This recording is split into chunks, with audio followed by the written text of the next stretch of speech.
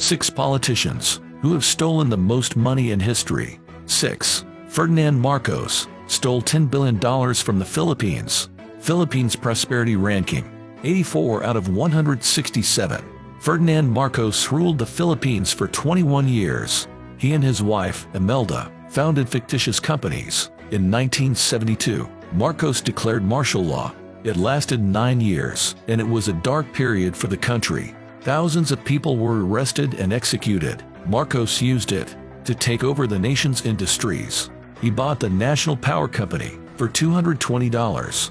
Marcos had a controlling stake in every industry, from casinos to TV, from logging to cigarettes. It was all his. Marcos was a lawyer, so it was all perfectly legal.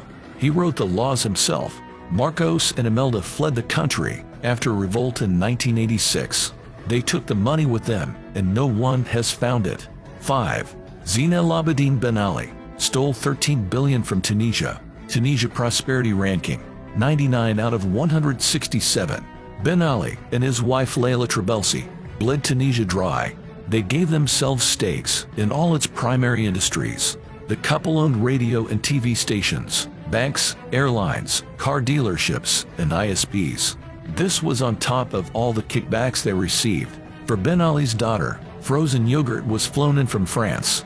It was transported aboard a private jet. After the 2011 Jasmine Revolution, the rulers fled Tunisia. Before leaving, Layla drew out 1.5 tons of gold from the central bank. They settled in Saudi Arabia. Ben Ali suffered a massive stroke after Interpol issued a warrant for his arrest.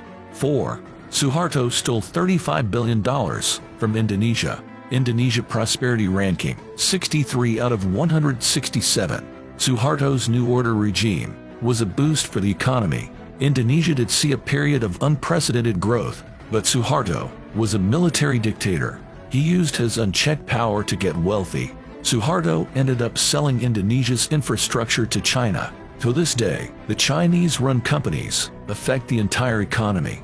Indonesia was hit hard by the Asian financial crisis. Suharto resigned, but was deemed too frail to be tried. He died in peace. 3. Viktor Yanukovych stole $40 billion from Ukraine. Ukraine Prosperity Ranking, 74 out of 167. In Ukraine, the presidential term is 5 years. Yanukovych only completed 4 before he was ousted, but in that short time, he set a corruption record. He set up a network of shell companies to launder money. Billions were siphoned off to various offshore companies. The president lived in a historical 137-acre palace with a private zoo. Yanukovych fled to Russia in 2014 after a wave of popular protests. Only about $1.5 billion of the money has been recovered. 2. Hosni Mubarak stole $70 billion from Egypt. Egypt Prosperity Ranking, 121 out of 167. Mubarak got rich on military contracts even before becoming president. But after assuming office, he also grew powerful. He invested heavily in real estate and land deals.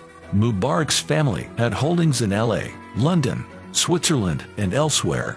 Most of Mubarak's assets were frozen. He was arrested and sentenced to life imprisonment in 2012. A couple of years later, he was acquitted.